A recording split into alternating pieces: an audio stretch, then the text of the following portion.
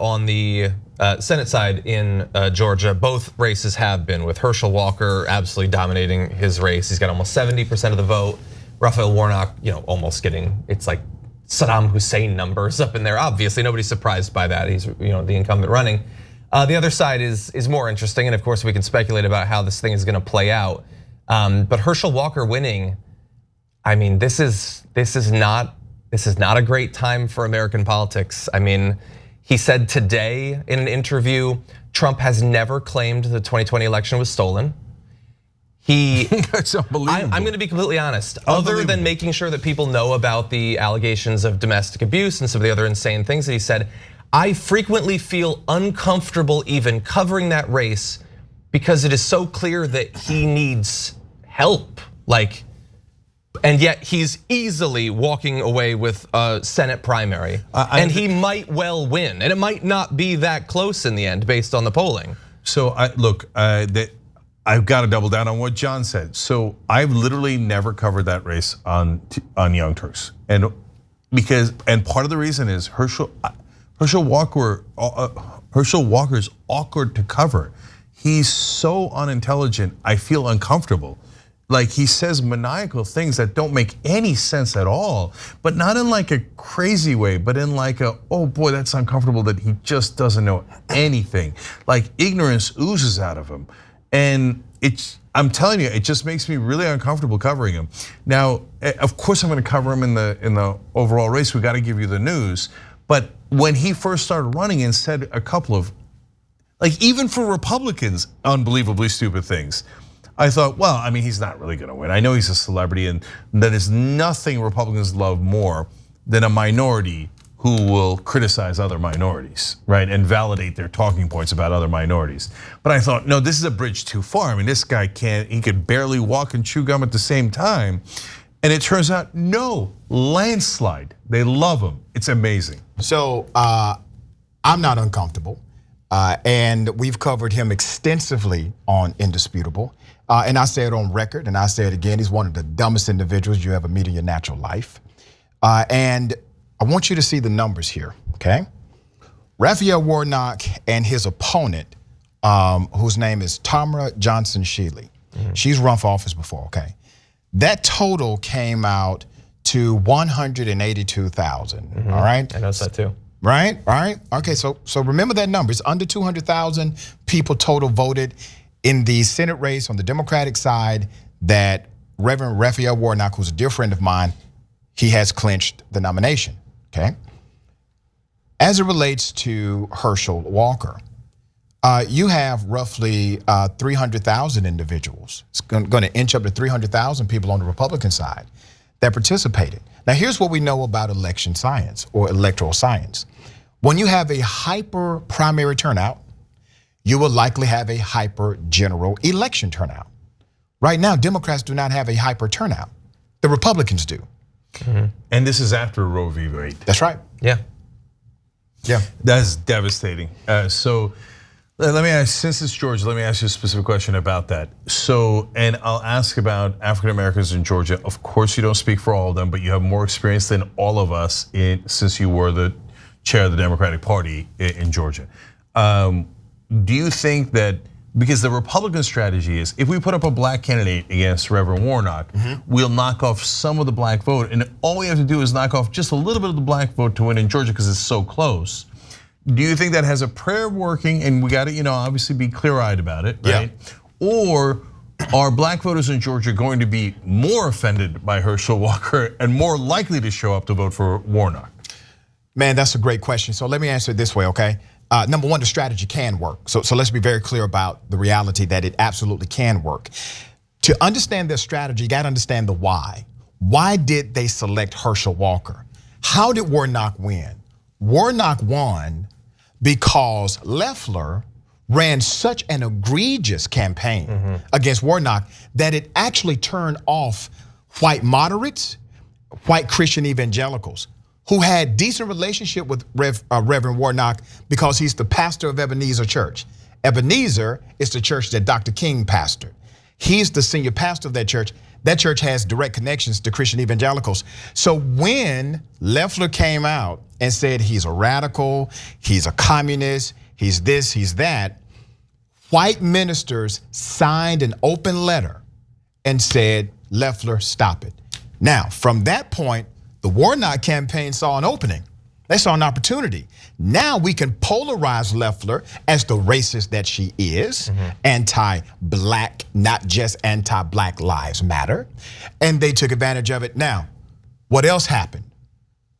Trump and others suppressed their own base by saying your machines are rigged, your governor needs to call an audit.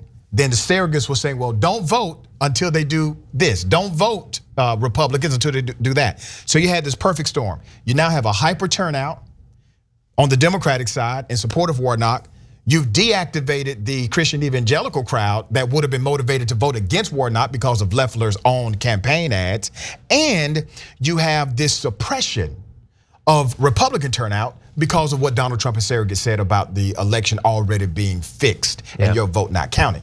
You do not have those dynamics right now. You do not have those dynamics with Herschel Walker. And I reported 2 weeks ago on the latest poll that showed Herschel Walker in a head-to-head matchup with Raphael Warnock was winning by 10 points. Now remember, polls are not predictions, but they are snapshots. Let's talk about Herschel Walker and why he's winning, why he's going to win by such a decisive margin, and why Kemp is going to beat Perdue, even though Perdue is the Trump-backed opponent, right? So very interesting, right? Herschel Walker is backed by Donald Trump. Herschel Walker is going to win, okay? Has been called, actually. Yeah, right, it has been called, all right? Perdue, backed by Donald Trump. Perdue is going to lose in his primary. Here's why. When you look at the aggregate total of Kemp versus Perdue and Herschel Walker in his race, you do the hypothetical side by side, right? In the aggregate, side by side, Kemp beats Stacey Abrams every time. Perdue does not. In the aggregate side by side, Walker beats Warnock. None of the other candidates do in the side by side. Now, once again, polls are not predictions, but both of those campaigns were able to successfully message to the Republicans, damn what Trump says, one way or the other. This is what the side by side matchup will be. And 100% of this shows that Republicans in Georgia, they elected in their primary the person or the people they believed could defeat the Democrat more so than anybody else. But they also said, we don't trust Trump 100%. Remember, Kemp actually brought in Pence to campaign for him in the last few weeks, while Trump said, you know, arrivederci, he got out of there and no longer campaigned for Perdue. Yeah, so that is really interesting, guys, because that shows you that Republicans they basically got mainstream media, if I'm being honest, right? The mainstream media normally tells Democrats, don't vote for the person who's more of a Democrat because they'll lose. Now, on the left side, there's no evidence for that at all. It's not based on fact at all. Like, for example, Bernie Sanders on election day in 2016 was leading Trump by 12 points. Hillary Clinton lost to Trump. Now they say, oh, they make up a lot of excuses. They never ran a campaign. They would have smeared Bernie. What do you mean, like you guys did during the primaries? Right. Okay, but that's okay. But there's no factual evidence that Bernie would have done worse. In fact, there's factual evidence that he would have done better. Yep. Right. So, but on the right wing side, yeah, they actually have real evidence. Like some of their candidates are so bad that they do lose. And so, by the way, also in the state of Georgia, because we already saw that happen. We saw Perdue lose the Senate race, so they had pretty overwhelming evidence that he's not a good candidate. And he's a very corporatist candidate. You know, he's a rich guy who did a lot of insider trading while he was in the Senate. Right. So he seems like an elitist. He seems like an insider. There's a lot of reasons why Republicans in Georgia might have gone in that direction. But it is interesting that they're influenced by that calculus, because previously it felt like the Republican voters were like, I don't care. I don't care if Attila the Hun's gonna lose. You're absolutely right. Right? But Attila the Hun's killed more people than Alexander the Great. I vote for Attila the Hun, right? And so here, hey, look at that, the Republicans made a calculation. They made a calculation. It shows you the weakening of Trump in some areas. But we've seen this happen over years. Now, Trump is still very strong in some places as well. What's going to be interesting to see how they play Trump in the general election for all of these states. Because there are some Trump-backed candidates who will win their Republican primary. But now do you bring him into your state and he becomes the de facto motivation for dormant left-leaning voters to get excited again, because they're not excited about Congress. They're not excited about Democratic candidates. They're not excited about Biden and Harris, but they may get excited about voting against Trump again if Trump makes himself an issue here. Well, that's interesting. You know, they might have gotten a little bit lucky there too, that the Republicans, because if Trump is not backing Kemp 100%, that cuts down the energy of Stacey Abrams and makes Kemp more likely to win. But maybe it's good news for Warnock because Trump's gonna back Herschel Walker 200%. And maybe that gets people animated and go, because one of the things as we talked about earlier that the Republicans are trying to do is, hey, we just need a couple percentage of the black vote here in Georgia because it's so close in Georgia. We run a black candidate like Herschel Walker, who, as one of our members pointed out, was a Georgia Bulldog, is kind of a legend in Georgia because of his athletic prowess, etc.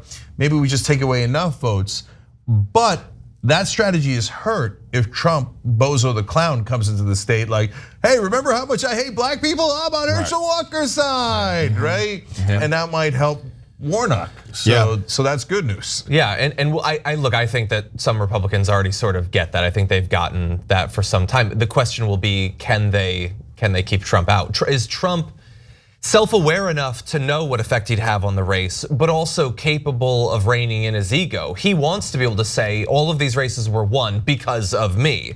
And it's harder to say that if you don't get involved at all. It'll be interesting to see now that Kemp has won if he's going to change his position on Kemp. Kemp this morning was reminded of Trump continually smearing him and still said, I'm very thankful for Trump and Pence and all that they have done. Trump is going to want Kemp to like him in advance of 2024 when they almost certainly try to steal the election once again. So it'll be interesting to see if there's a pivot now that Kemp is going to be the candidate. We do have a call once. Yeah, I just one real quick thing here, guys. Kemp winning by such a large margin is still really good news for Trump being weakened. You don't want that monster back in office. And if Republican voters start to think, hey, maybe he is fallible, right? And maybe he's not so good at politics. And they might start to think, hey, you know what? We really want to win in 2024. Maybe Trump is less likely to win in 2024. We just found out they do calculations. They do calculations. And here's the other thing. They don't hate Mike Pence. Because remember, Mike Pence campaigned for Kemp, endorsed Kemp. Yeah, that's true. And it did not create a backlash inside of the Republican Party. So when we thought Mike Pence was out, this is Georgia. These are Republicans in Georgia. This is the home of Marjorie Taylor Greene. Mike Pence is still relevant in conservative politics. Yeah, my fear is that if they do turn on him, that we're probably looking at DeSantis. And I think that it would make so much more sense for the Republicans if they want to win 2024 to back DeSantis rather than Trump, specifically because of the anti-Trump effect that we talked about. Also, one of the things poll-wise that I've been tracking for a long time is the poll where they ask Republicans, do you primarily identify as a follower of Donald Trump or of the Republican Party? And Trump is at the lowest number than he's ever been. It's been trending against him basically for the last 2 years. Thanks for watching The Young Turks, really appreciate it. Another way to show support is through YouTube memberships. You'll get to interact with us more. There's live chat emojis, badges. You've got emojis of me, Anna, John, JR. So those are super fun. But you also get playback of our exclusive member-only shows and specials right after they air. So all of that, all you gotta do is click that join button right underneath the video. Thank you.